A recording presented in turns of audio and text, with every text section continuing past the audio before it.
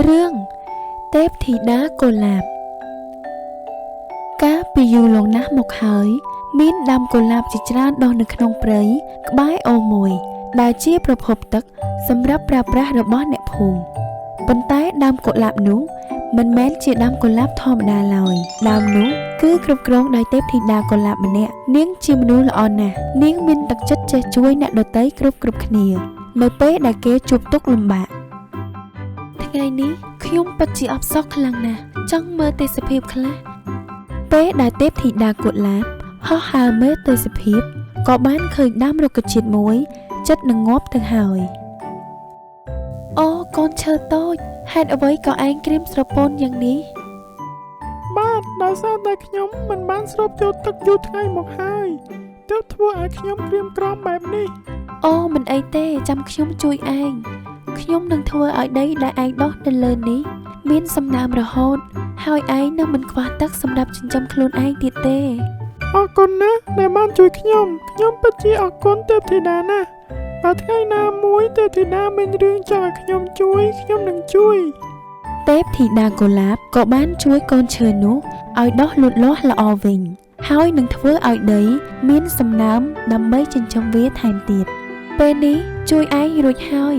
ឥឡូវនេះយើងទៅហើយបាទអរគុណទេពធីតាទេពធីតាបានហើរលេងកម្សាន្តបន្តទៀត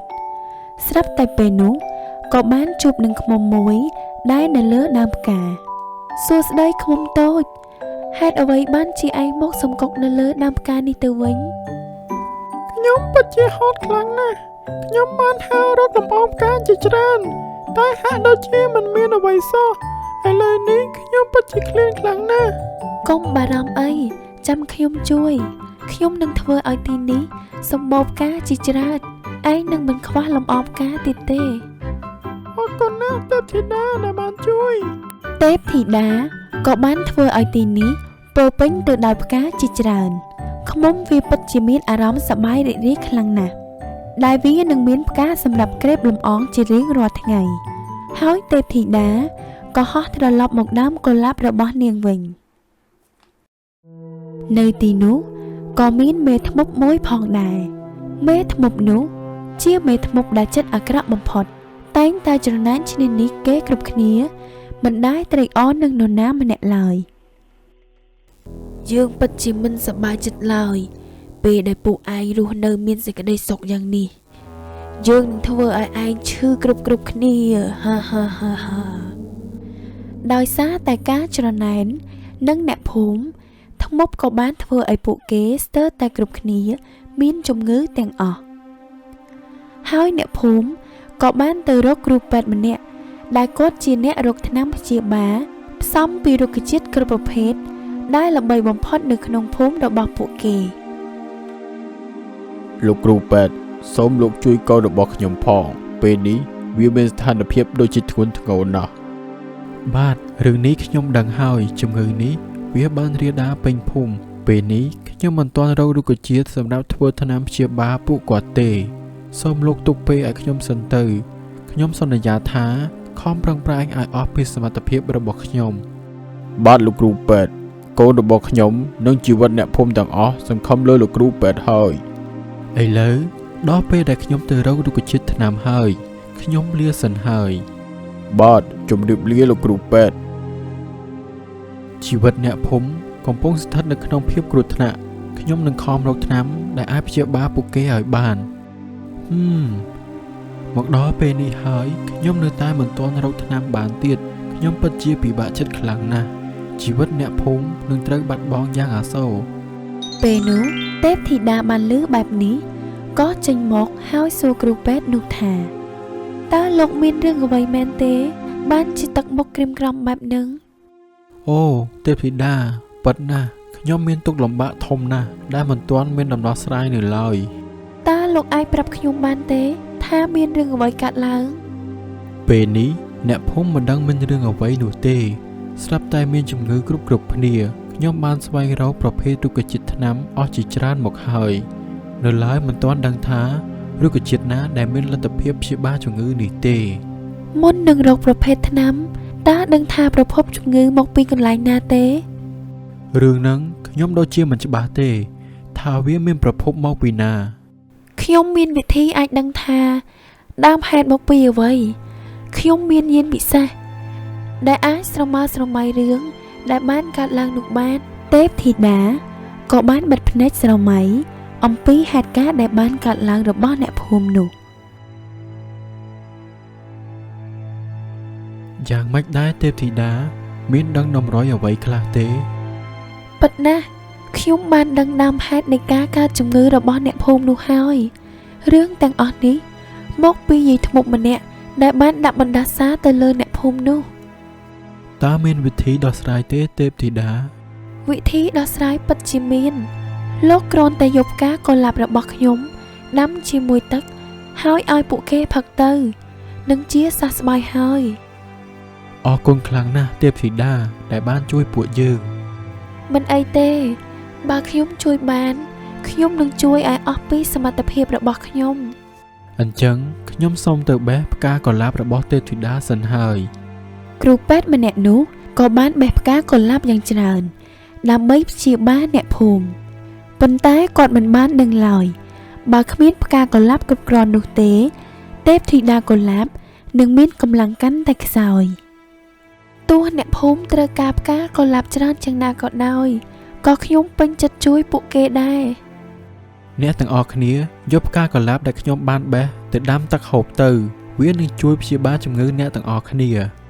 អ្នកភូមិបានធ្វើតាមសម្ដីគ្រូពេទ្យនោះហើយម្នាក់ក៏បានធូរស្បើយជាងមុនពួកគេពិតជាសប្បាយចិត្តខ្លាំងណាស់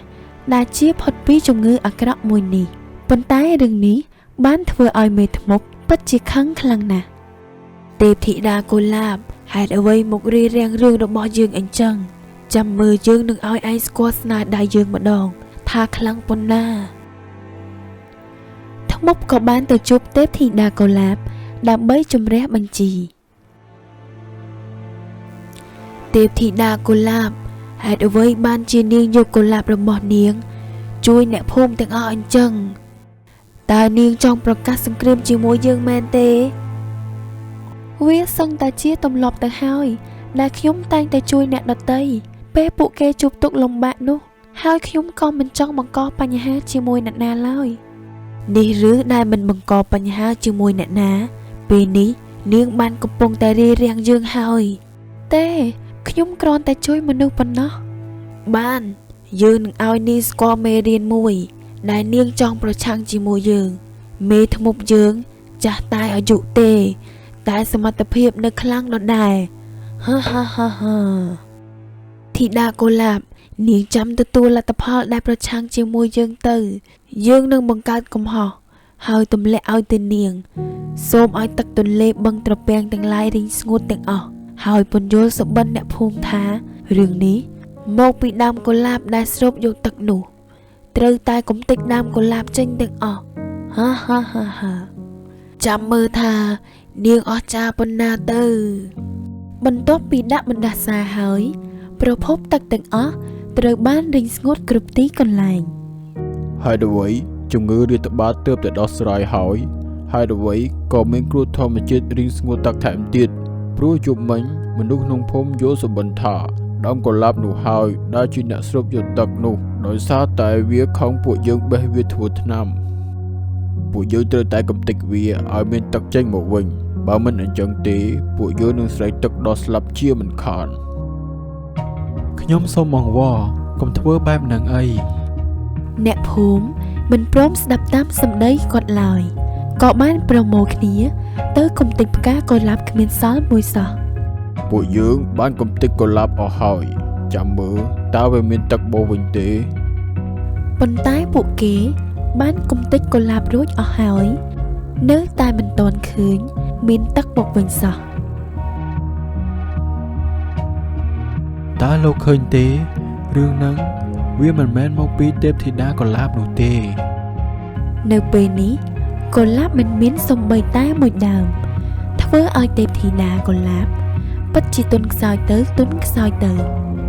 ខ្ញុំពិតជាសូមទោសទេពធីតាដោយសារតែគិតឆៅឆាវតែមួយផ្លែតធ្វើឲ្យមានគ្រោះថ្នាក់ដល់ទេពធីតា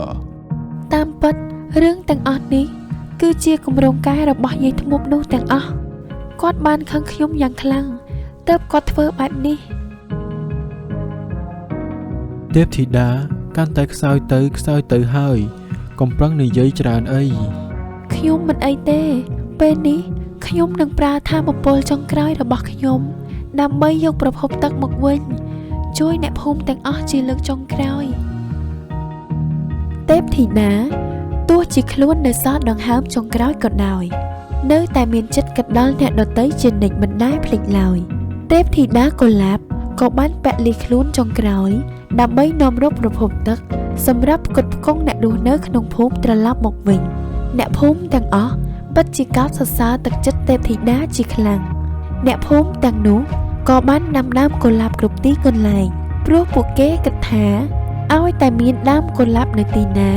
ទីនោះនឹងមានទេពធីតាកុលាបតាមថែរក្សាជានិច្ចទើបហេតុនេះហើយបានជាគេហៅភូមិនោះឈ្មោះថាភូមិកុលាប